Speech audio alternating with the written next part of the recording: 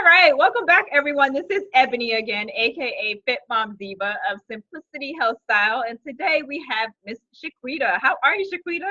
I'm doing good. How are you doing today? I'm awesome. Thank you so much for taking time out of your weekend to connect with us. And for those of you that stick around to the end, she has some awesome jewels that she wants to share with us today. So I encourage you to stick around to the end so that you have an opportunity to earn a complimentary gift. So, Shaquita, let's get to know you a little bit. Tell us one motivational quote that really inspires you, something that gets you going and encourages you. I would probably have to say that there's a quote that my mom's been saying to me since I was like 10 years old, and I've never even looked up who actually wrote it, but it is, do what you need to do now so you can do what you want to do later. And I like applying that to my life because if we get to do the things that we need to do and we get that done, we'll have enough free time to do what we want to do, which is what we really want to do anyway.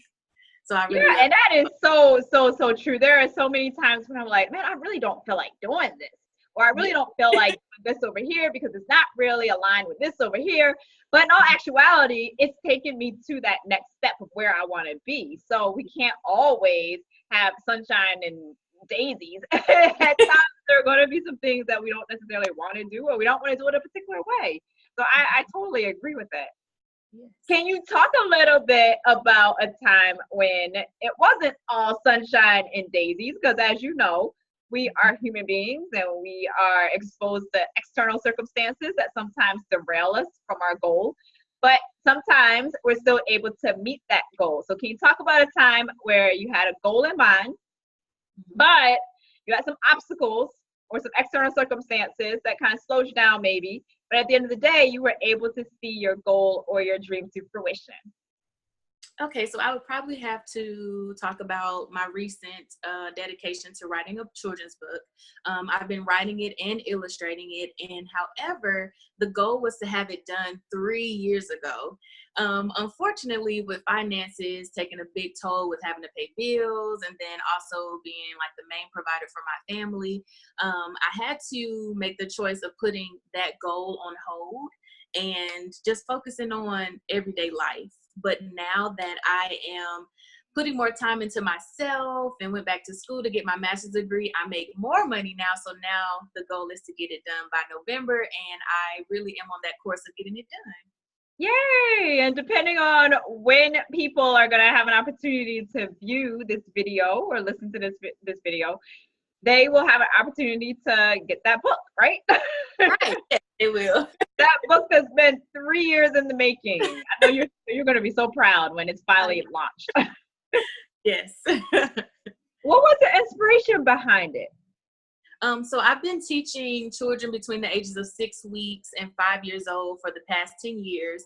And a lot of times I see that parents have a struggle with potty training their children because they don't have the time or the patience, or they don't even have anything that draws the attention of their children. So 3 years ago, I was with some children who were really having a difficult time being potty trained. And I created this book as a handmade book to encourage them to go. And that was my motivation. It worked for them. They were all potty trained within the next 30 days of me starting with them. And ever since then, I was like, you know what, maybe I should actually write a book and promote how to potty train children and be positive about it also. So that was And I think that's wonderful considering as of right now, at this recording, you don't have any children of your own. No, I don't. Just those children. So I think that is amazing. And I know that potty training stage is sometimes frustrating. I have 2 children of my own and I remember those days. So I think that is definitely a resource that a lot of moms and moms to be can benefit from. And if you're not a mom or a mom to be, then you know a mom or a mom to be, right? Yes. I know that sometimes when it comes to us bringing our goal or our dream to fruition, we don't necessarily have the level of support that we thought that we would initially have. So can you talk a little bit about how people can gain support if they in fact have family and friends around, but they don't know how to support them, or they just don't feel like they have the support that they need to carry out that dream? So my main support these past few years have been my fiance and my mom, and they have really been supporting me a lot. However, my mom is an educator also, so that's where she was able to contribute, but my fiance isn't. So at some point, I did feel like, man, I don't have the support I need, and I really did utilize social media.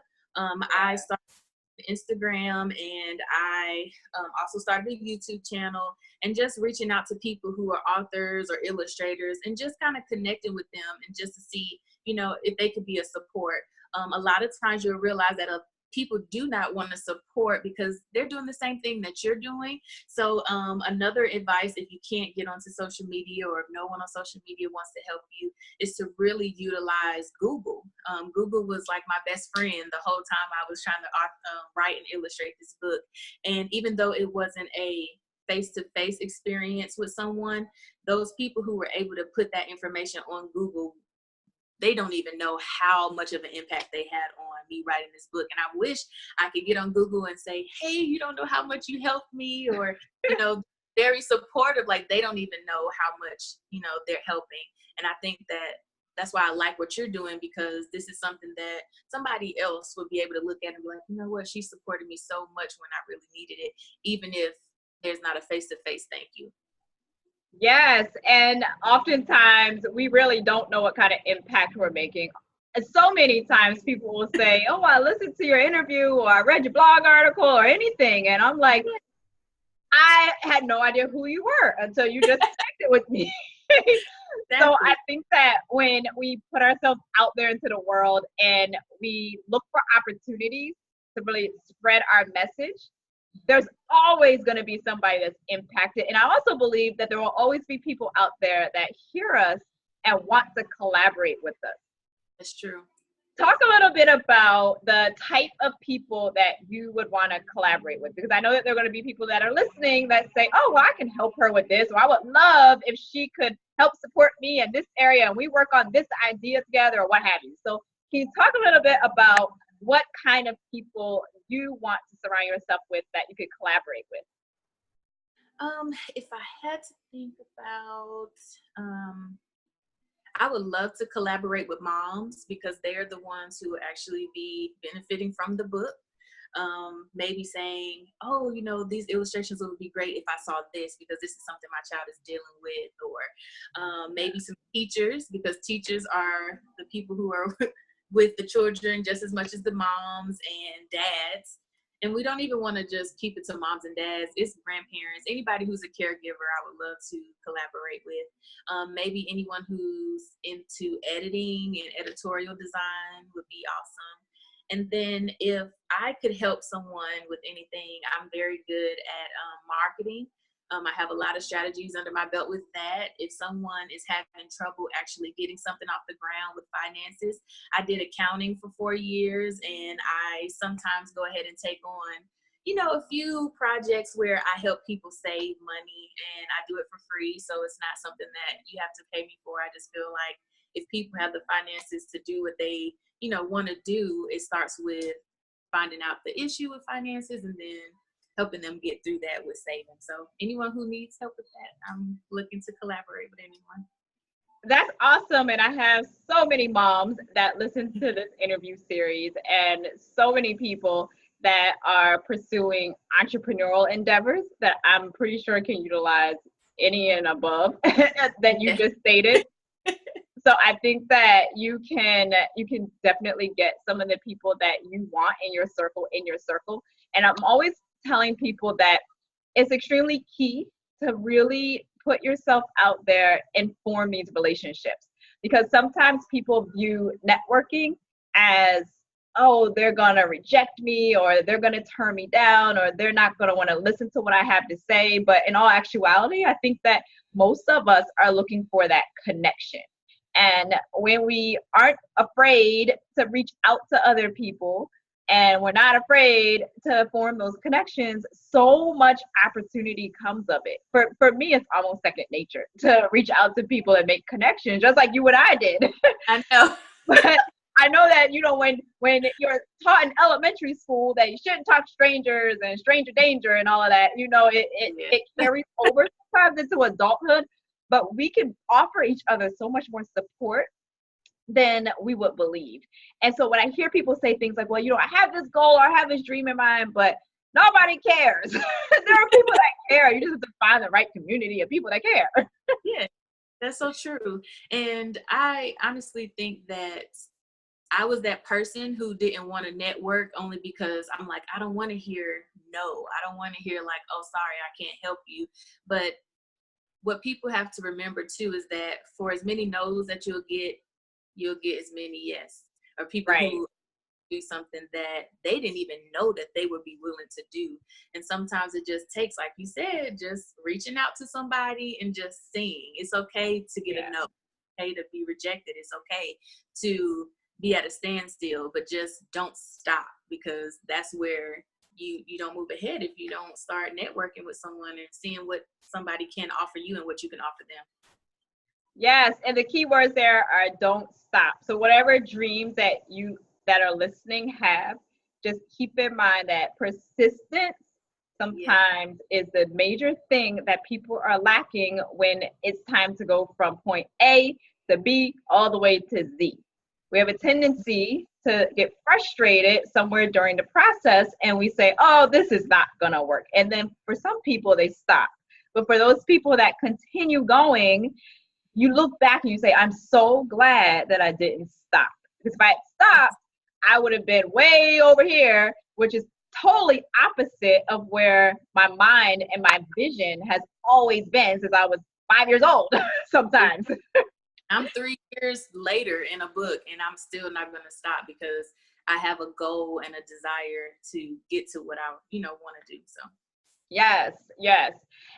And another thing that we have to keep in mind that sometimes we don't necessarily want to hear is that we need to make sure that we are keeping our bodies and our minds whole. And when I say our bodies and our minds whole, the way that we treat our bodies, the amount of exercise that we're getting, the amount of good foods that we're putting in our body, the amount of fresh, clean air that we're consuming, all of that is playing a role into us being able to have the energy and the vitality to carry out our dreams. We cannot carry out our dreams as effectively a lot of times if we are sick, down, and depressed, right?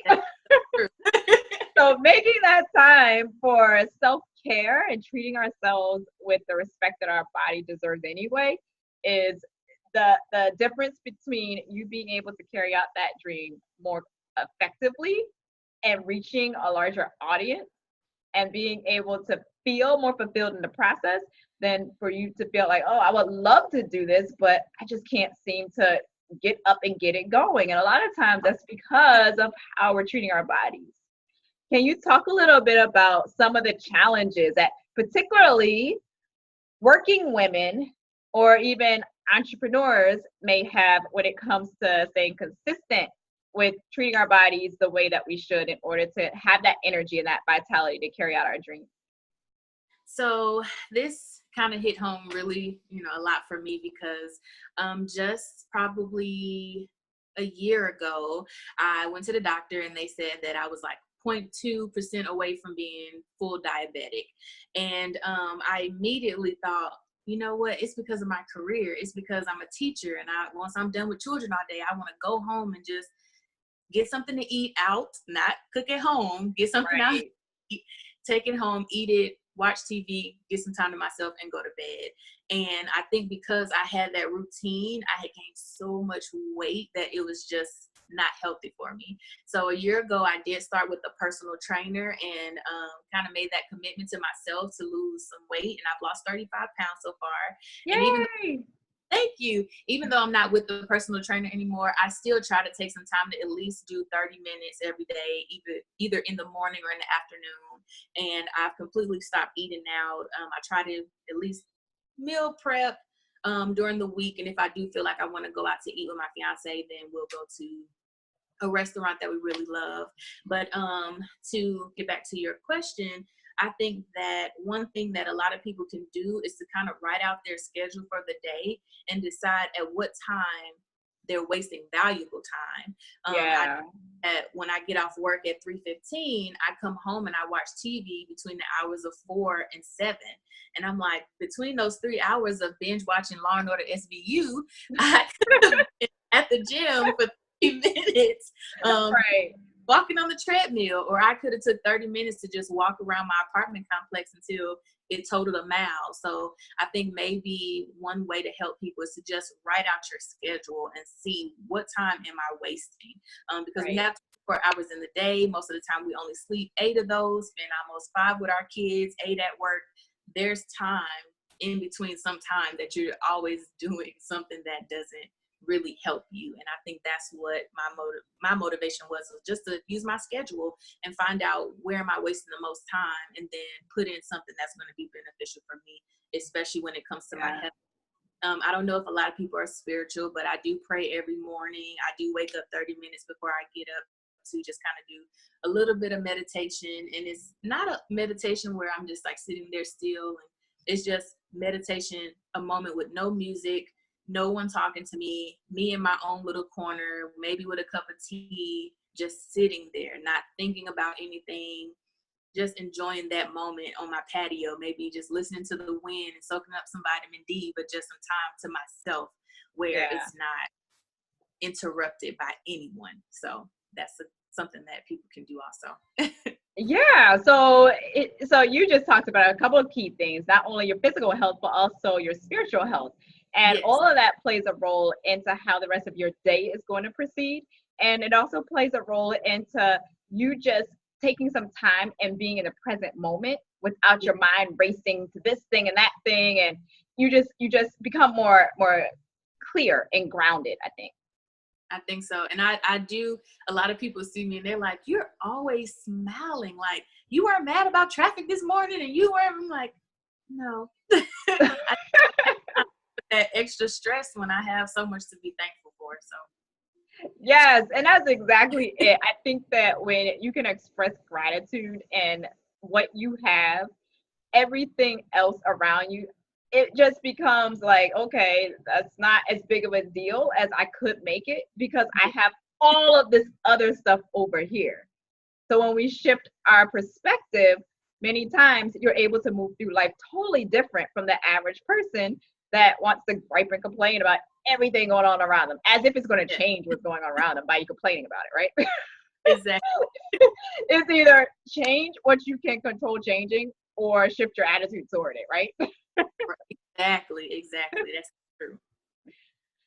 Thank you so much, Shaquita, for taking time out of your weekend, as I said, and sharing those valuable gems with us. And for anybody that is listening, if you feel like this can be of benefit to anyone that you know, particularly for people that haven't had the type of encouragement and motivation that they want in order to carry out their dreams, allow them to listen to this, share it out. And if you also want to share a success story or a challenge or anything that you feel that could help somebody, feel free to contact me. All of my contact information, all of Shaquita's contact information is going to be in the description box. So you can definitely feel free to reach out to us. And as you heard her say, she's definitely welcome to collaborations and people that she could also help support.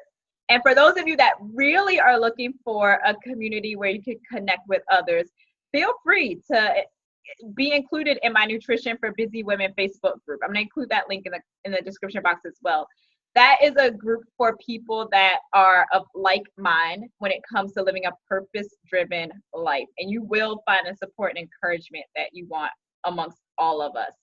We are not just talking about nutrition from a physical body perspective. As Shaquita said, we also are looking to fill our minds, our bodies, and our souls. So I really do appreciate you, Shaquita. Do you have any last words of encouragement that you want to put out there for anybody that's listening? All around the world, there are women listening. So anything that you want to put out there that you feel could build us all up? So just piggying back, if you forgot what I said in the beginning, do what you need to do now so you can do what you want to do later. I think that's very beneficial. Thank you. And I am going to write that down and have it in front of me at all times as well, because not everything is something that we want to do in that moment, right? We can all agree with that. Like Bill. Again, thank you so much. And for those of you Thank that are you. listening, again, I would love it if you shared this content out. And remember, no matter where you are in the world, no matter what place you're in right now, remember to always live a life full of meaning and purpose. I'll talk to you guys in our next episode. Bye.